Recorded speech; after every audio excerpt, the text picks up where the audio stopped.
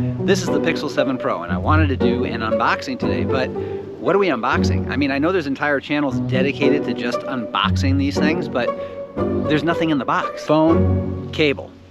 Phone and a cable. Does anyone know what this thing is? I've never used it, but that's in there too. Then of course there is the safety warning and regulatory guide for the Pixel 7 Pro. I mean, that excites me. That's pretty cool. So there you go, phone and a box. There's your unboxing, but since that doesn't make for much of a video, we're gonna go ahead and give you some buttery B-roll and take a closer look at this new Pixel 7 Pro from Google. I'll give you some of my first impressions, and then next week we're going to have a full review of this phone, and I'm going to ask the question, can you build an entire YouTube channel on just one device, and can that device be this one, the Pixel 7 Pro?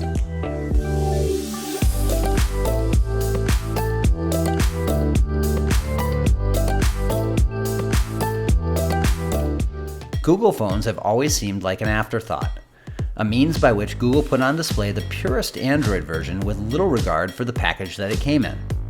The Pixel 5, honestly, what was that? I had it for maybe an hour before I filled out the return slip. The Pixel 4, on the other hand, had a lot of potential and that forehead to match. Pixel 3, dear Lord, that notch. However, Pixel 6 changed the game. It has become the highest selling phone to date for the team at Mountain View. With updated camera hardware and a chassis that finally seemed premium, the Pixel 6 Pro took on Apple and Samsung, offering a bit less in specs, but a lot more in value.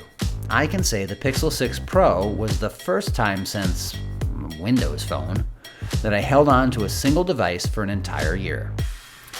So it is not without a bit of anticipation that we bring on the Pixel 7 Pro, a slightly tweaked and improved version of last year's value champ and my favorite phone of the year.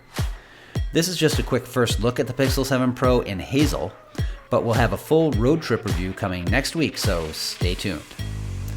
Pixel 7 Pro has a 6.7-inch screen protected with Gorilla Glass Victus and Google's very own Tensor G2, which seems to move things along smoothly, if with a bit more speed than the previous iteration. I'll leave the spec comparisons to others and simply say, to borrow a phrase, it just works. And I sort of feel like that familiar, comfortable iPhone-esque quality is both intentional and appreciated. The renders of the hazel version of Pixel really did not do it justice, or were they very accurate? This colorway leans to gray and has a metallic camera that really looks different than the rose gold that we were presented at the Google event. Okay, a couple first impressions after spending a couple of days with the Pixel 7 Pro. First, build quality. Is it better than it was on the Pixel 6 Pro? Yes.